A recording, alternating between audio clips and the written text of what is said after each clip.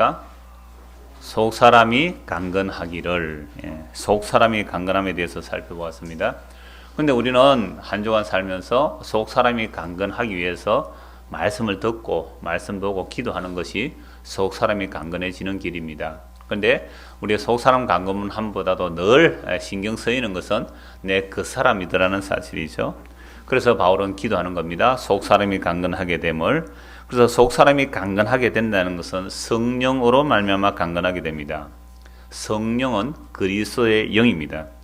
그러므로 속 사람이 강건하려면 그리스도께서 우리 마음에 거하셔야 합니다.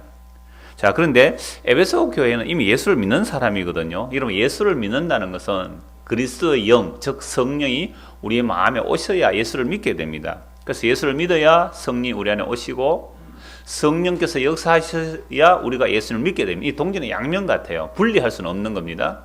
성령이 아니고서는 예수님을 주라고 할 수가 없기 때문에, 그래서 성령께서 우리의 마음을 변화시켜 주시고 예수를 믿게 해주셔야 믿는 것이고, 또 우리가 예수를 믿을 때 또한 성령이 임한다. 그렇게 같은 말을 하는 겁니다. 자, 그래서 에베소 교회는 이미 예수를 믿는 사람들이거든요. 1장 1절 한번 보시겠습니다.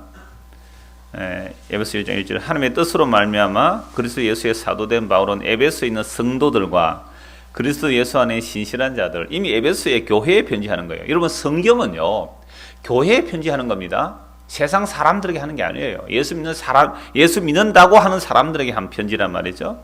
에베소에 있는 성도들에게 하는 거죠. 그래서 성도라 그러고요, 그리스도 예수 안에 신실한 자들이라고 합니다. 1장 13절도 보시죠. 그 안에서, 즉 예수 그리스도 안에서 너희도 진리의 말씀 곧 너희의 구원의 복음을 듣고 그 안에서 또한 믿어 약속의 성령으로 인치심을 받았다. 진리의 말씀이 구원의 복음입니다. 예수 그리스도 안에서 진리의 말씀을 듣고 구원의 복음을 들어서 믿었단 말이죠. 그래서 약속의 성령으로 인치셨다. 이 분명히 성령 임하였죠. 그래서 예수님을 마음에 모신 자들입니다. 그런데 왜 오늘 말씀해 보시면 또다시 예수 그리스도께서 너희의 마음에 계시게 하옵시고라고 기도하느냐 이 말이죠. 오늘 보면 14절 보십시오. 3장 14절입니다.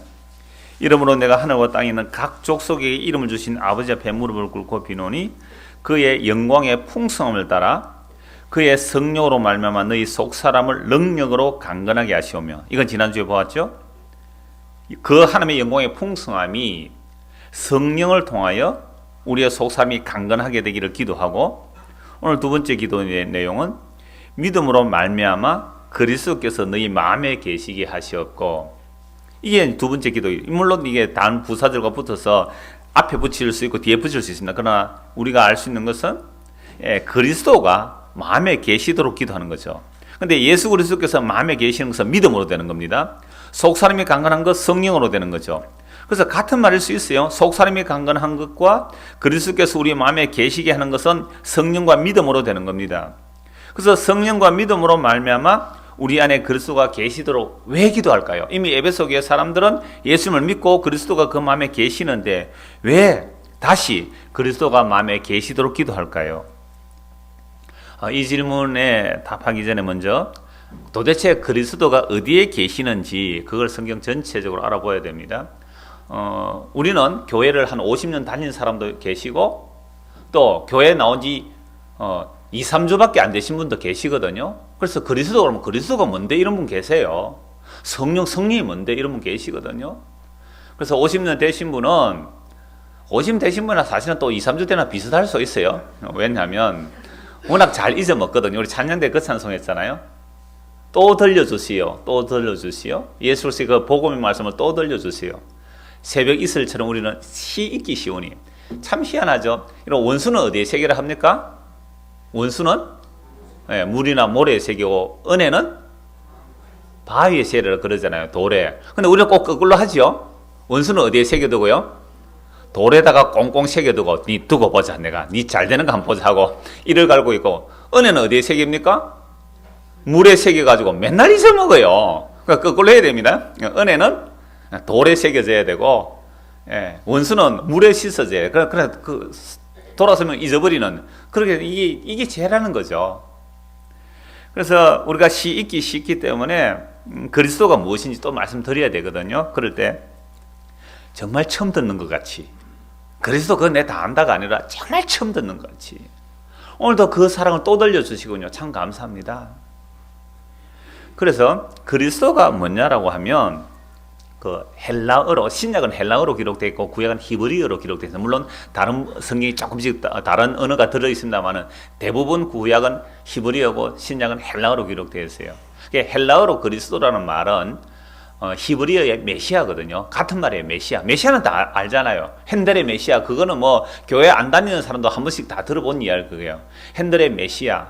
그리고 또 그 히브리 말로는 메시아지만 헬라어로는 그리스도예요. 그리스도는 말이 뭐냐면 기름 부음 받은 자라는 뜻입니다. 기름 부음 받은 자. 기름 부음 받은 또 뭔데요? 구약에는 왕과 선지자와 제사장이 있습니다. 이 3대 직분이라고 하는데 왕, 선지자, 제사장에게는 하나님의 기름 부으심을 통하여 구별하여 세우는 겁니다. 기름 부으심은 또 성경에서 성령이 임하신 것 같아요. 그래서 왕과 선지자와 제사장이 하나님의 기름을 부었다는 말은 구약시대는 실제로 기름을 붓습니다. 그 사람 머리 위에 향유 기름을 붓는데요. 그걸 이 사람은 구별되었다는 표로 기름을 부어요. 그러면 그게 메시아입니다. 왕이 메시아 역할을 하는 것이고 선지자가 메시아 역할을 하는 것이고 제사장이 메시아 역할을 하는 거예요. 그게 기름 부었다. 기름 부어 받았다는 말은 구약에서 성령이 임했다. 신약에도 오늘 우리 성도들이 예수를 믿으면 기름 부음 받는다라고 말하죠. 너희에게 기름 부음이 있기 때문에 요한일서 보면 나옵니다. 기름 부음이라는 말은 성령님이 우리에게 임하셨다. 그래서 예수님을 믿으면 예수님의 영이 우리 안에 오셨다. 이걸 무슨 기름 부음? 성령의 기름 부음이라 그래요.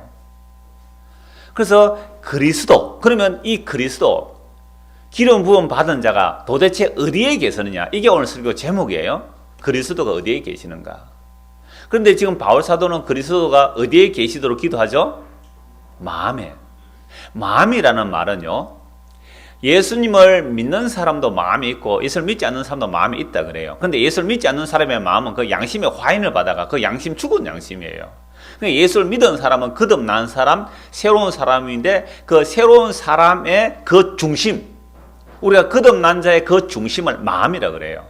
우리 흔히 그러면 마음은 그 의지, 지성, 감정, 그게 모아진 곳을 이제 양심이라 그러잖아요.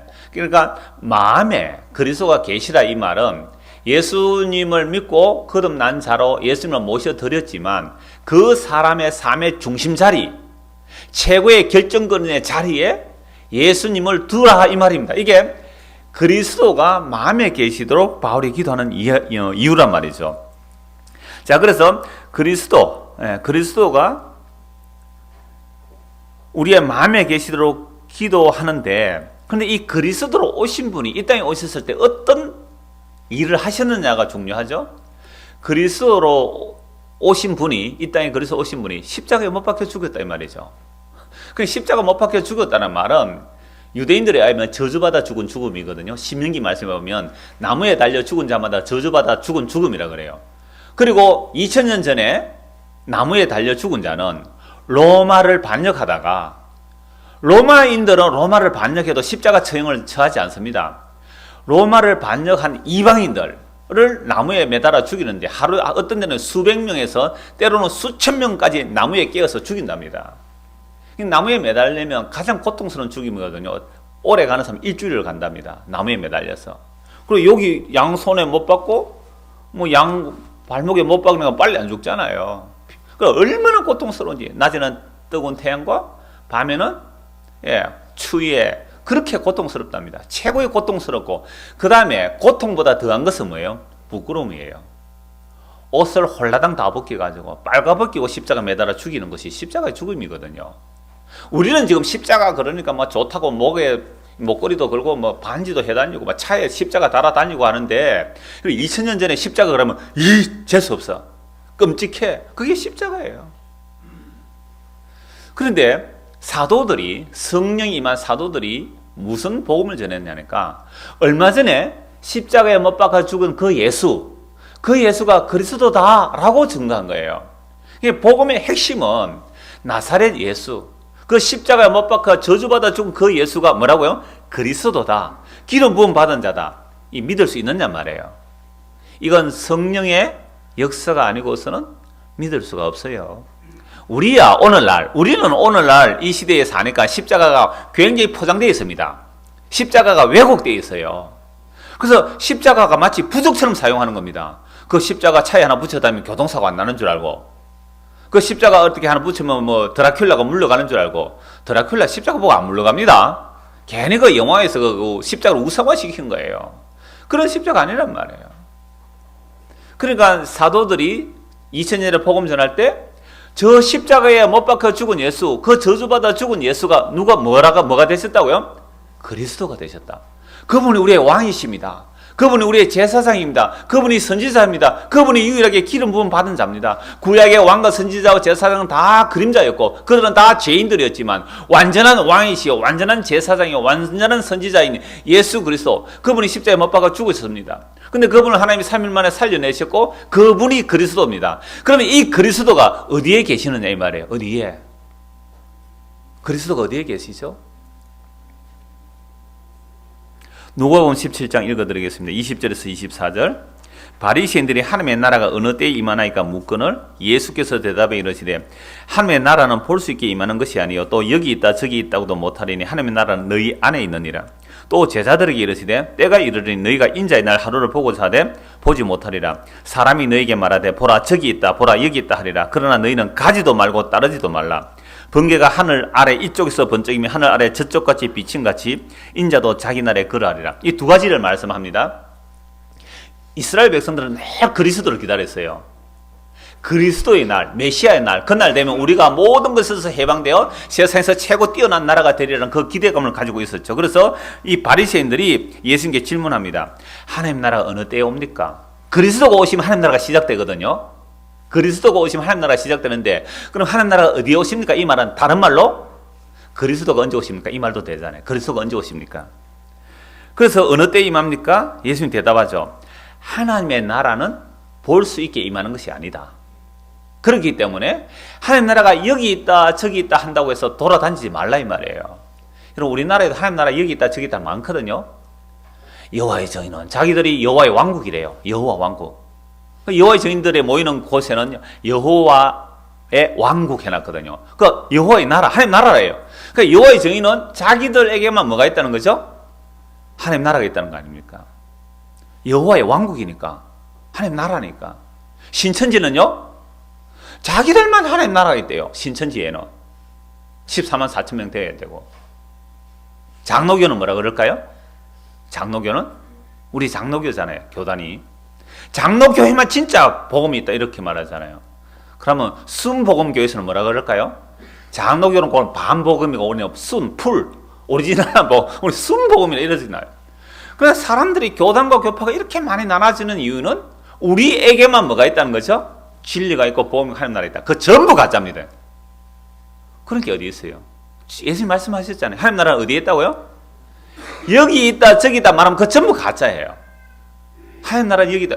어디에 있다고요? 너희 안에 있다 그랬잖아요. 이 너희란 말이에요. 예수 믿는 자들 말이에요. 예수 믿는 자들 안에, 너희 안에 하나님 나라가 있다라고 말씀합니다. 자, 이건 그래서 하나님 나라는요 2000년 전에 이미 임하였습니다. 이 땅에 하나님 나라 2000년 임했어요. 그래서 예수님이 하셨잖아요. 제자들에게 주의 성령으로 인하여 귀신이 쫓겨가는 이것이 하나님 나라가 너희 가운데 임하였다는 증거다 했잖아요. 그 2000년 예수님 오신 것이 바로 하나님 나라를 이 땅에 몰고 왔어요. 예수님이 계시는 곳은 하나님 나라입니다. 그래서 예수님이 계시는 곳은 하나님의 나라인데 그 하나님 나라를 사람들은 보지를 못해요. 왜 보지 못하느냐? 눈이 감겨져서 못 봐요. 귀가 가려서 못 보는 거예요.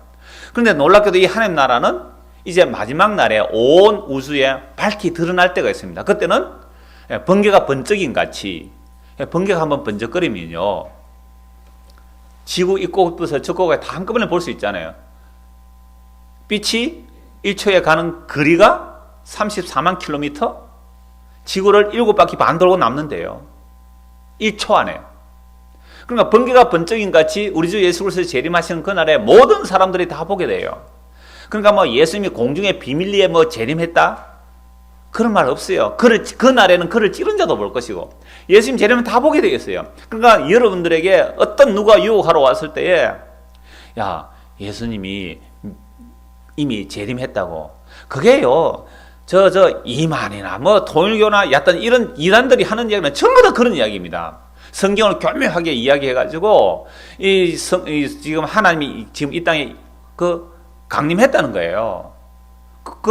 정명석이도 그럽니다. 정명석이도 왜 그렇게 계보가 같아요? 우리나라 한국 토종으로 발생된 토종 이단들 있잖아요. 외국에서 들어온 뭐 여호와의 종이 몰면고 말고 우리나라의 토종으로 발생된 모든 이단들은 그 계보가 똑같아요. 그 장막성전 했었고 이런 쪽의 계열들요. 그거 연구한 박사가 우리 교회 한 사람 있습니다. 늘 푸른 쉼터 뭐 약간 그런 거 앞에 있는데 저는 좀 덜 올렸으면 좋겠던데. 자기도 그 사명감을 가지고 하거든요. 이게 이단이라고. 이단 보면 수백 개 이단 다 나와 있습니다. 한번 보면 우리나라 토종 이단들의 계보가 다 나와 있어요. 딱 치면 다 나온다니까요. 그들이 하는 이야기는 그겁니다. 우리만 하나님의 나라다. 보혜사 성령이 임한 곳이다. 전부 이야기란 말이에요. 근데 예수님 분명히 말씀하셨어요. 그리스도의 나라, 하나님 나라가 여기 있다, 저기 있다. 믿지 말라란 말이에요. 어디에 계신다고요? 너희 안에. 예수를 믿는 너희 안에 있다. 자, 그런데 똑같은 말씀인데요. 누가복음에서는 하나님의 나라라고 얘기하는데 마태복음에서는 그리스도라고 말합니다. 제가 읽어드릴게요. 마태복음 24장 23절 28절입니다. 그때 사람이 너에게 말하되 보라 그리스도가 여기 있다 혹은 저기 있다 하여도 믿지 말라. 그리스도들과 거짓 선지자들이 일어나 큰 표적과 기사를 보여 할 수만 있으면 택하신 자들도 미혹하리라. 보라 내가 너에게 미리 말하였노라. 그러면 사람들이 너에게 말하되 보라 그리스도가 광야에 있다 하여도 나가지 말고 보라 골방에 있다 하여도 믿지 말라. 번개가 동편에서 나서 서편까지 번쩍임같이 인자의 임함도 그리하리라. 죽음이 있는 곳에는 독수리들이 모일 것이니라. 자, 누가복음에서는 하나님 나라가 여기 있다 저기 있다 하지 말라 그랬잖아요. 근데 마태복음에서는요 그리스도가 여기 있다 저기 있다 그런 말 믿지 말라 그랬어요. 그러니까 하나님 나라 이꼴 그리스도예요. 그러니까 그리스도의 나라가 하나님 나라잖아요.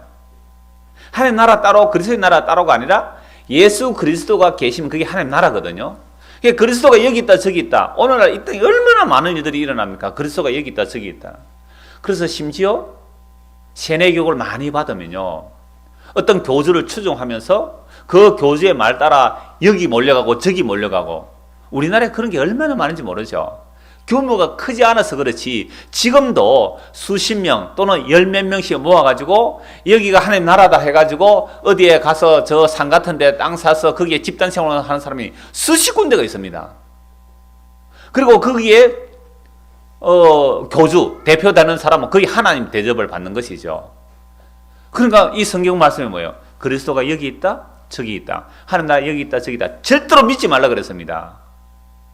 그러니까 이런 성경 말씀 우리가 평소에 관심도 없고 별로 안 보잖아요. 교회 다니면서도. 그러니까 이단들은 이런 쪽에 집중 연구를 해가지고 우리의 약점을 파고드는 거예요. 그리스도가 어디 계시죠? 그리스도요 하늘나라에 있죠. 그리스도가 하늘나라에 있다고요? 그래서 하늘나라 없어요. 그럼 완전 멘붕이 오거든요. 멘붕이나 멘탈 붕괴가 온다면 정신을 다 그리스도가 하늘나라 안 계시면 그럼 어디? 우리가 죽어서 가는 하늘나라. 여러분 그리스도가 우리 안에 와 계시지 않으면 죽어서 가는 그리스도 하늘나라 없단 말이에요. 물론 예수 그리스도 재림하실 때에 완전한 그 나라와 그 의가 이루어지는 시간과 새 땅이 있습니다. 그것은 우리의 말로 상상할 수가 없는 거예요. 그림으로 표현할 수가 없어요. 그러니까 그 그리스도의 나라 하나님의 나라가 우리 안에서 이루어지지 않는 사람은 지금 이곳에서 지금 우리가 발뜨고 사고 숨쉬는 이 땅에서 그리스도가 우리 안에 계시지 않으면 그 하나님 나라는 우리와 아무 상관없는 하나님 나라가 되는 거예요. 그래서 지금 바울이 또 예수님이 직접 하신 말씀이 그리스도가 여기 있다 저기 있다 하나님 나라 여기 는 절대로 믿지도 말고 따라가지도 말라 이 말입니다. 자 이제 여러분에게 묻습니다. 그리스도가 어디에 계십니까? 그리스도가 어디에 계신다고요? 우리의 마음에 우리 안에 그리스도가 계시죠. 자 그렇다면 제가 원글을 이렇게 작성했습니다. 한번 보십시오. 이제 여러분에게 묻습니다. 그리스도가 어디에 계십니까? 우리의 마음에 계신다고 답을 하시겠지요. 지금 20분 동안 그 얘기 했으니까 하시겠죠. 자 그러면 다시 묻죠 제가. 근데 정말로 여러분 마음에 그리스도가 계십니까? 방금 이론은 알았어요. 아 그리스도는 여기 있고 저기 있고 하는 게 아니고 저 멀리 하늘나라에 있는 게 아니고 그리스도 어디에 계시다고요? 우리 안에 오신다는 이론을 알았잖아요. 그러면 실제로 그리스도가 여러분 안에 계십니까? 정말로 우리 마음에 그리스도가 계시느냐 말이에요. 고린도후서 13장 5절 말씀입니다. 너희는 믿음 안에 있는가? 너희 자신을 시험하고 너희 자신을 확정하라. 예수 그리스도께서 너희 안에 계신 줄을 너희가 스스로 알지 못하느냐? 그렇지 않으면 너희는 버림받은 자니라. 예수 그리스도가 우리가 믿음 안에 있는가? 즉 다른 말은 예수 그리스도가 우리 안에 있는가? 자기를 테스트 해보란 말이에요. 테스트 해보고 확정해보라. 예수 그리스도께서 너희 안에 계신 줄 너희가 스스로 알지 못하면, 여러분 그리스도가 우리 안에 계시면요, 야 예수님 네 안에 있대, 네 안에 있대, 믿어라 믿어라, 이래가 믿어지는 거 아니에요. 그리스도가 우리 안에 계시면 스스로 확증이 돼요. 이거 부인할 수가 없는 거예요. 내가 숨쉬고 있잖아요. 지금 말하고 있잖아요. 내가 숨쉬고 말하는 것보다 더 확실한 확정이 그리스도가 우리 마음에 계시면 되는 거예요. 이거 뭐 때려 죽인다 해도 부인할 수가 없는 거예요. 그리스도가 계시다는 사실을. 이게 그리스도가 이런 마음에 계시면 스스로 확증할 수밖에 없어요. 누가 뭐라 그래도 60억 인구가 전부 다 그리스도가 없다고 그럴지라도 자기는 그리스도를 부인할 수 없는 이 확정이 있단 말이에요. 근데 여러분들 교회를 오래 다니지만 과연 그리스도가 계신가 안 계신가? 천국에 지금 있는가 없는가? 진짜 하나님 있는가 없는가? 이런 마음 안 들어요? 마음에 의심도 한번 안 일어납니까? 내가 기도하면 응답도 안 해주는 하나님, 과연 살아계신가? 믿음 안에 있는지 자신을 시험하고 확정하라. 믿음 안에 있다는 말이 바로 예수 그리스도가 우리 안에 있다는 말이죠. 만약에 우리 안에 계신 줄을, 그리스도가 우리 안에 계신 줄을 알지 못하면 버림받은 자다. 그러면 도대체 우리가 예수님 우리 안에 계신다는 확증이 뭡니까? 물으면 신비주의자들은요, 신비적인 체험을 가지고 얘기합니다. 나는 방언을 한다, 나는 뭐 통역을 한다, 나는 입신을 한다, 무슨 체험을 한다. 그거 혼적인 일이에요. 그건요, 종교적인 신비 체험들은 중들도 다 할 수 있는 거예요. 날마다 금욕하고요, 금식하면서 자기 몸을 다스리면 사람이 공중부양도 합니다. 제가 딱 가보자 들고 공중부양 한번 해볼까요, 여기서? 아무것도 안 해도 쫙 떠오르면 여러분들 어떻게 할까요? 저희 전부 절할 거예요. 대단한 능력자. 절에서 할 수 있는 거예요, 공중부양. 그 신비한 표적과 기적 능력 다 나타나요. 근데 그리스도가 그 마음에 계시지 않아도 그런 능력들 얼마든지 나타날 수 있습니다. 속지 마십시오. 그게 그리스도를 따르는 흔적이 아니에요. 표적이 아니란 말이에요. 그래서 방금 본 말씀에 그렇게 말씀하잖아요. 마태복음 24장 24절 거짓 그리스도들과 거짓 선지자들이 일어나 큰 표적과 기사를 보여준대요. 그러니까 거짓 그리스도, 거짓 선지자들이 큰 표적과 기적을 얼마든지 보여줄 수 있습니다. 그거 보고 따라가는 거 멸망으로 가는 길이에요. 그 허운석 선교사님 그 말 자주 하세요. 그분도 굉장한 은사를 추구했던 사람인데 십자가를 통과하지 않은, 십자가가 없는 은사 추구는 반드시 그 멸망의 길로 가는 거라고. 여러분 능력과 표적이 나타나면 얼마나 좋겠어요. 목사가 여러분 고칠 수 없는 병 한 두세 가지만 고쳐보십시오. 얼마나 교회 부흥시키기 쉽겠느냐 이 말입니다. 작년인가 그 정규 목사가 창원시 기독교 연합회에 왔어요. 그래서 막 목사들 오면, 그런 데서 오면요, 목사가 돈 내고 가는 게 아니라 그냥 가도 밥 주고요, 호텔에서 밥 주고 이렇게 강의하고 그러거든요. 그 곽선희 목사님도 그런다 그래요. 돈이 많으니까 교인, 이게 목사를 쫙 모아놔서 밥 다 사주고 자기가 설교 1시간 하고 그러는 거예요. 저는 중국 가서 그랬잖아요, 저도. 그들 밥 다 미가면서 자비 줘가면서 일주일 설교 왔는데. 그래서 정영 목사 와서 한 이야기가, 제가 참석하지 않았고 신문에 나왔어요. 신문에. 그 다음에 직접 가서 들은 사람 얘기가 뭐냐 하면, 여러분 요즘 전도하기 얼마나 힘들어요. 교회 전도하기 너무너무 힘드는데 그러지 말고 기도 많이 해가지고 환자 한 두세 사람만 고쳐버리십시오. 그러면 교회 부흥 이거는 아주 식은 죽 먹기입니다. 이렇게 하고 왔대요. 그거 그리스도가 아니시라도 누가 할 수 있는 거예요? 거짓 선지자, 적 그리스도가 얼마든지 해낼 수 있습니다. 표적 기적 그거 못 보여주겠어요? 오늘 오후에, 오전에 오신 분이 왜 오후에 안 오세요? 오늘 오후에 그 이야기 할 거예요. 표적 구하는 그 잘못이 뭔지를. 그러니까 표적과 기적 그거 보고 따라가야 그리스도의 능력인 줄 알고. 믿지도 말고 따라가지도 말라. 어디 있든지 따라가지 말라고 주님 분명히 말씀하셨어요.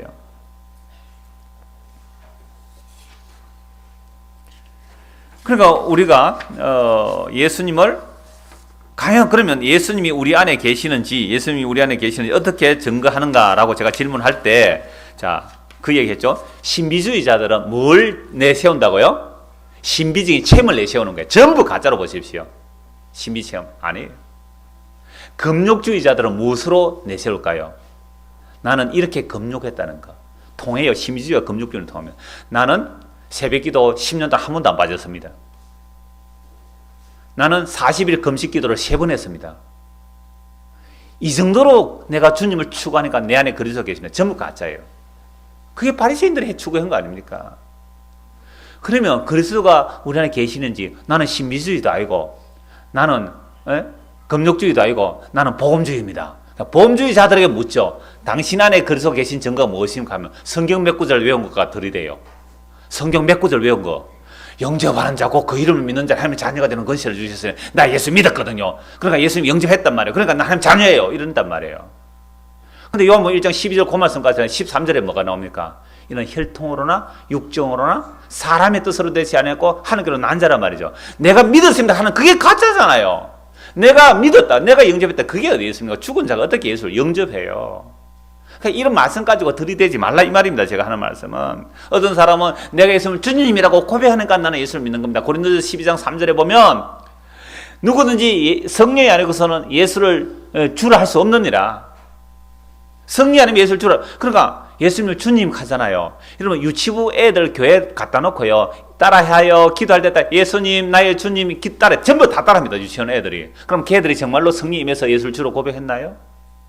여러분 교회 오면 교회 문화가 있습니다. 그래서 교회 오면 예수가 내 마음에 안 계셔도 분위기 딱 보니까 예수를 뭐라고 불러요? 주님, 주여, 주여. 밥 먹을 때도 주여. 탁구 치다고 안 되면 주여. 윷놀이 하다고 안 되면 주여. 아, 주여 하면 되구나. 주여 하고 던지잖아요. 주여. 아, 그럼 문화예요, 문화. 그냥 주여.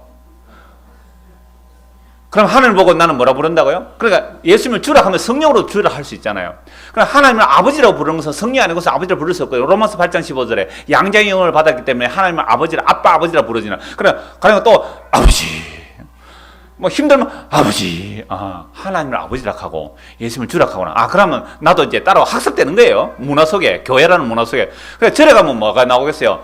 간세보살 라마의 타볼 보살님. 이게 습관이 되는 거죠. 문화예요, 문화.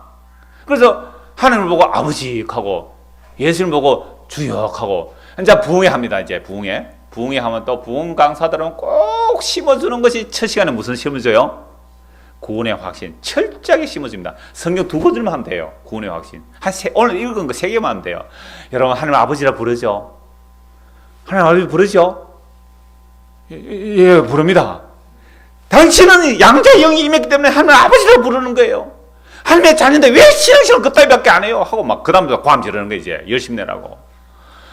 문화적 습관에 의해서 하나님 아버지라 불렀고 주변 눈치 보고 예수를 주라 불렀는데 마음에 주가 안 계시는데 그냥 구원 확신 심어주고 그 다음부터는 이제 봉사를 끄집어내기 위해서 그렇게 하더라 이 말이에요. 바울이 그랬습니까? 바울은 이미 성령이라요, 예수님을 주로 믿는 사람들에게 뭘 기도해요? 다시 그리스도가 여러분 마음에 주로 계시도록 기도한다니까요. 부흥사하고 바울사도의 차이점을 아시겠습니까? 엉터리 부흥사들은 구원의 확신 심어주고 그들에게 열심을 뽑아내려고 인간의 힘과 피와 땀을 뽑아내려고 하는 거예요. 그런데 바울은 뭐예요? 이미 성령 임하여 예수를 믿는 그 에베소 교회 성도들에게 여러분들 진짜로 예수님이 여러분들 가운데 여러분 마음속에 그리스도로 계시기를 원합니다. 예수님이 여러분의 주로 계시기를 원합니다. 이게 바울의 기도예요. 구별되시죠? 거짓 그리스도와 거짓 선지자들과 진짜 복음자는 사도의 차이점을 아시겠습니까? 물론 성령이 아니고서는 하나님을 아빠 아버지라 예수를 주라 고백 못해요. 그건 여러분이 아시는 거예요. 여러분과 주님만 아시는 거예요. 저는 몰라요. 여러분 입술에 아무리 하나님을 아버지라 부르고 입버릇처럼 아버지 나 참 분위기 다 깨더라. 목사들 모임 속에 가면 그렇게 잘해요. 아버지 좀 가만히 가라 좀. 주여. 말만 놓으면 아버지 주여 막 입에 발렸어요. 설교 듣네 방해되는데. 그러니까 그렇게 한다고 이러면서 진짜 그리스도가 주로 계셔서 아버지 주여 나와요? 그건 몰라요. 저는 몰라요. 그는 하나님과 본인만이 알 거 아니에요. 그래서 바울이 기도하는 거예요. 정말로 그래서 이런 마음에 주로 계시기를 원한다고. 그래서 예수님이 우리 마음에 그리스도로, 주와 그리스도로 계시는 사람하고 우리의 마음 밖에 있는 차이가 뭔지 설명해 드리겠습니다. 예수 그리스도가 우리 마음에 계시면 그 사람은 예수님과 사귐이 있습니다. 사귐. 데이트한다 이 말이에요. 연애를 한다 이 말입니다. 그리스도가 우리 안에 계시면. 그리스도가 우리 안에 계시지 않으면 요건 종교가 됩니다. 일주일에 한 번 예배당에 와서 안녕하세요, 빠이빠이 잘 있으세요 가는 거예요. 요건 종교예요. 그리스도가 내 마음에 오신 게 아니에요. 4월 초파를 절에 가는 거하고 뭐 다를 바가 있느냐 말이에요. 부처님이 내 마음에 오신 게 아니고 부처님 저 산속에 모셔놓고 가끔 가서 시주만 하면 부처님이 그래 고맙다 하고 복을 주는 그런 부처하고, 예배당에 가다 오는 하나님, 예배당에 가다 오는 예수, 그 와서 일주일에서 안녕하세요 하고 오늘도 내 바치고 갑니다, 한 주간 잘 보살펴 주이소, 이번 주간 안 보살펴 주면 다음 주 재미없어요. 이게 무슨 그리스도를 모신 거예요. 이게 무슨 예수 믿는 거예요. 그런 식의 종교로 바꿔버렸어요. 우리나라 사람들 얼마나 종교수이 많은지. 그래서 그리스도가 우리 마음에 계시면 사귐이 일어납니다. 사귐.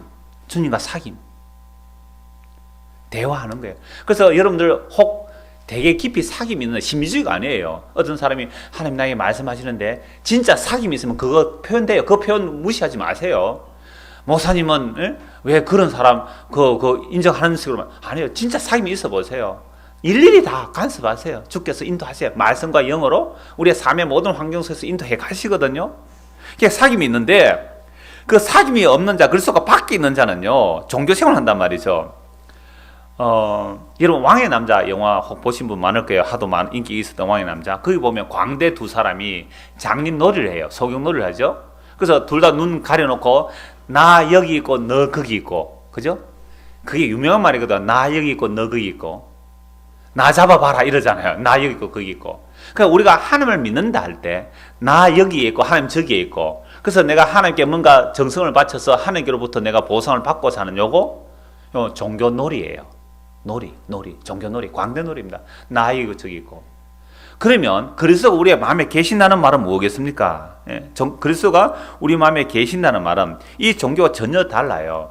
예수 그리스도가 우리의 마음에 오셔서 나의 주인이 되시겠다는 겁니다.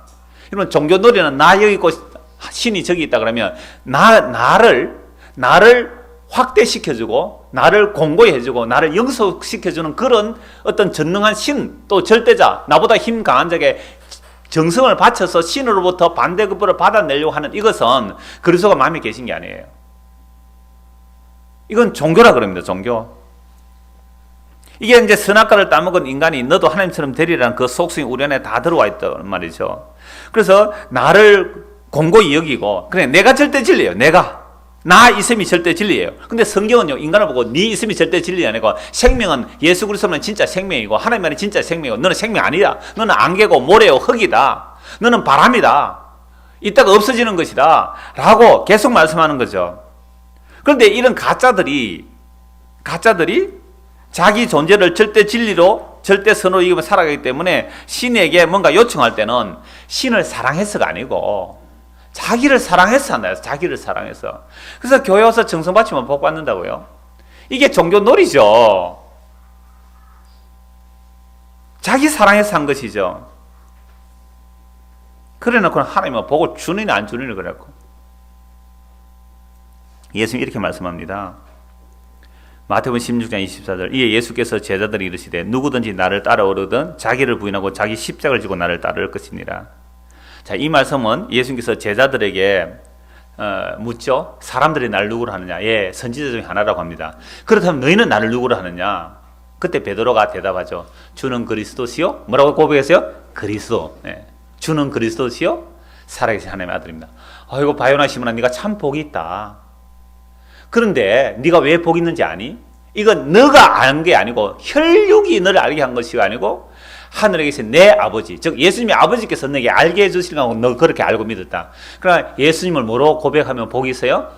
주와 그리스도로 하나님의 아들로 고백한 그 진짜 하나님이 알게 해주셔서 복을 받은 거잖아요. 자, 그렇게 복을 받았는데 이 고백을 받고서 예수님이 드디어 비로소 자신이 예루살렘 올라가서 장로들에게 잡혀 고난을 받고 십자가에 못 박혀 죽으시고 3일 만에 살아나야 하실 것을 말씀하실 때에 베드로가 뭐라는지 아세요? 주님, 그런 일이 일어나면 안 됩니다. 베드로가 뜯어 말렸어요. 예수님이 죽으러 간다니까. 자, 무엇 이후에 예수님 말씀하셨어요? 바른 신앙의 고백 이후에 예수님의 고난과 죽으심을 얘기할 때 베드로가 말렸어요. 예수님 그러면 안 됩니다. 죽는 일은 우리에게 맡기시고 주님은 대업을 이루소서. 얼마나 충성스러운 모습입니까? 그럼 지금 새로 정권이 바뀌어서 이제 새 대통령이 그 인수를 하고 있잖아요. 지금 인수를 하고 있는데, 여러분 이 박근혜 대통령 이제 후보 뭐라 해야 됩니까? 이제 지금 부를 때? 예? 내가 후보자로 온 걸 했는데 이는 잘 몰라가. 대통령 후보자이지 당선자. 예. 대통령 당선자가 대통령이 되기까지 그 측근에서 수십 년 정말 손발이 돼서 움직이는 사람도 있어요. 왜 그렇게 그 박근혜 대통령 당선자에게 그렇게 수십 년 손발이 되어서 움직였을까요? 대통령 될 가능성을 본 거예요. 그래서 이해창이 대세다 할 때 이해창에게 마음이 흔들리지 않았어요. 오직 박근혜 당신을 향하여 마음과 충성을 다 바친 거예요. 이해창 대세할 때는 어디 편에 서야 됩니까? 이해창 편에 서야 되잖아. 그걸 철새 정치예요. 철새 정치. 거기에 서야 되는데 안 서고 있었단 말이에요. 이명박 대세다 할 때에 역시 마음이 흔들린 사람은 박근혜 버리고 이명박 편으로 갔었잖아요. 근데 끝까지 남아서 충신한 자들 지금 뭐가 되겠습니까? 앞으로 이제 장차관 한 자리씩 다 한단 말이에요. 그러면 정말로 박근혜를 사랑해서 따라갔을까요? 자기 위해서 따라갔을까요? 자기 위해서 따라갔죠. 예수님 믿고 따르는 게 이런 모습 아닙니까? 근데 예수님은 아예 처음부터 초장부터 뭐라고 말씀하느냐면 너희가 날 따라오려거든 자기를 부인하고 자기 십자가를 따라오라. 그러니까 지금 예수님께서 베드로에게 이 말씀을 하실 때에 예수님께서는 지금 예루살렘으로 십자가 지러 가는데 베드로는 뭐 하려고 따라가요? 예수님 따라? 한 자리 하려고 따라가니까 그 생각 죽이라. 너는 죽은 자로 날 따르라 이 말씀입니다. 그래서 누가복음 14장에 보아도 수많은 무리가 예수님을 따릅니다. 예수님께서 그들을 향해 말씀합니다. 누구든지 자기를 부인하지 않으면 내 제자가 되지 못한다. 자기 부인하는 부모, 형제, 자매, 심지어 자기 목숨조차 미워하지 않으면 예수님을 따르지 못한다고 말씀합니다. 여러분 어떻게 하려고 이런 예수를 믿는다고 따라 나섰습니까? 그래서 예수님께서 누가복음 14장에 이런 비유를 합니다. 어떤 사람이 망대를 세우려고 하면 준공하기까지 비용이 얼마나 들지 계산하고 준공을 시작하는 겁니다. 그런데 만약에 시작했다가 준공 못하면 저 사람 금축준 저 누구야? 저 바보 아니야? 여러분 제가 대로 옆에 가면 아직도 제가 창원 올 때 골조가 있었는데 아직도 골조 그대로 있는 건물이 하나 있죠. 대로 옆에. 그 건물주 누굽니까? 그 건물주 누구예요? 그 사람 이름이 욕도 먹잖아요. 능력도 없는 게 괜히 크게 건물주가 완성도 못하고. 그러니까 우리가 뭔가 계획해보고 예수 이 말씀하는 이유는 내가 군인이 10,000명이고 적군이 군인이 20,000이다. 그런 계산해보고 질 것 같아 미리 타협해라. 이 얘기 하신 이유는 너희가 나를 따라오려거든 그렇게 계산해보고 따라오라. 그 말씀이에요. 여러분 아직도 안 늦었습니다. 아직도 우리 남은 인생이 20년, 30년 남은 사람이 있을 거고 한 4, 50년 남은 사람들. 그래서 젊은 사람들 예수님 잘 안 따라가요. 왜? 맨날 예수님 따라가면 나한테 좋은 거 해주는 거 없고 십자가 지라고 자기 부인하라고 그런 예수 따라가기 싫어서 예수님 멀찍이 나중에 죽을 때쯤 되면 한 믿어보지 뭐. 이러고 교회 다 빠져나가요 청년들은. 나이가 드시니까 이제 죽을 때 다 돼가면 이제 한 믿어볼까. 그 예수님을 마음에 그리스도로 믿는 거 아니에요. 그래서 예수님 하신 말씀이 계산해보라. 아니면 돌아서라 이 말입니다. 그래서 그리스도가 내 마음에 계신다는 말은 그리스도의 영이 성령입니다. 그래서 성령이 우리 안에 거하는 겁니다. 성령이 거한다는 이것도 좀 애매하죠. 자, 그리스도 성령이 임한다는 말은 그리스도의 말씀이 우리 안에 거하게 됩니다. 요한복음 6장 33절을 보면 살리는 것은 영이니 유구무익하니라. 내가 너에게 이런 말이 영이요 생명이라. 예수님께서 하신 말씀이 영이요 생명이거든요. 이거 신천지도 이 말합니다. 신천지도. 예수님의 말이 영이라 그래요. 신천지도 이 얘기를 합니다. 신천지 학습받은 거 노트 보니까 요한복음 6장 33절 적어 놓더라고요. 그러니까 적어도 우리가 교회에서 바른 복음을 전가하고 그리스도가 우리 마음에 계시다는 말은 그리스도가 영으로 우리 안에 계시고 영으로 계시는 건 또 뭔데요? 그리스도의 말씀이 우리 안에 살아있더라 이 말입니다. 그래서 어떤 사건을 당할 때 그리스도의 말씀으로 해석을 하게 되는 겁니다.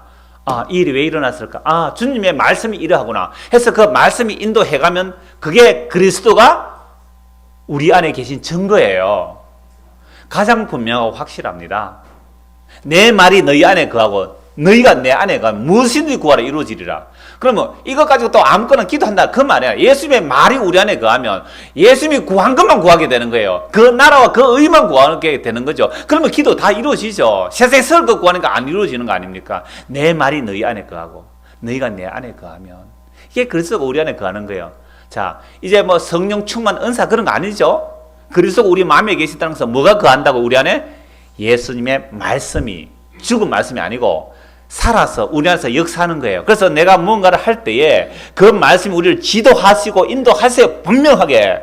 그래서 그리스도 영 성령은 예수님의 말씀을 기억나게 하고 생각나게 하시기 때문에 예수님의 그 말씀이 내 안에서 쾅쾅 울리는 거예요. 그래서 내가 뭔가 나쁜 짓을 주님께서 기뻐하지 않는 일을 하려고 할 때에 그리스도의 말씀이 그냥 쾅쾅 울리게 되어 있습니다. 성경 말씀이 막 생각도 안 한 말씀이 막 떠오른단 말이에요. 말씀이 살았고 운동이 있는 거예요.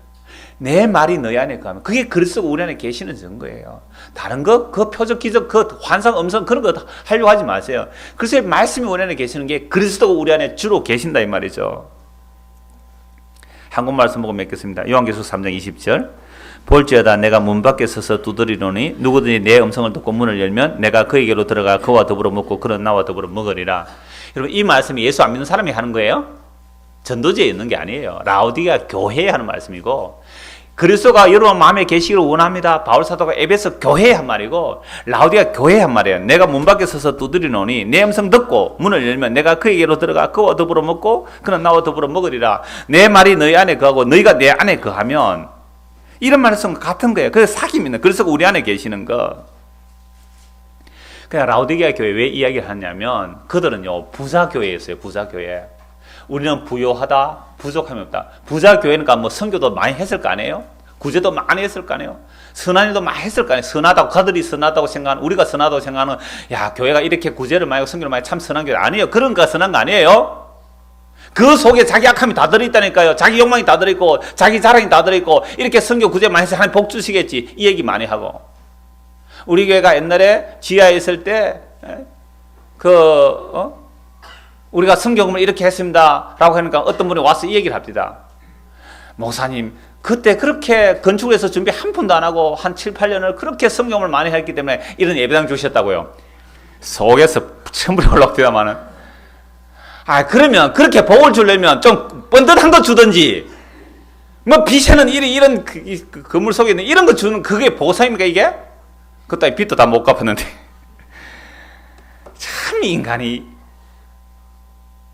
뭐 하다 공부를 했으니까. 그래서 라오디게아 교회가 부자였어요. 하나님 일 많이 했다면 하나님 일. 그러니까 뭐라고 생각했을까요? 우리는 부요하여 부자함이 없다. 근데 하나님 보시는 건 어때요? 너희는 가련하고 뻘거벗었다. 가련하고 뻘거벗었다. 그래서 내가 너에게 문을 두드리는데 다시 예수 믿어라 이 말입니다. 예수님이 내 안에 뭐로 안 계세요? 주인으로 안 계시더라 이 말입니다. 예수님 나의 종이 되어버렸어요.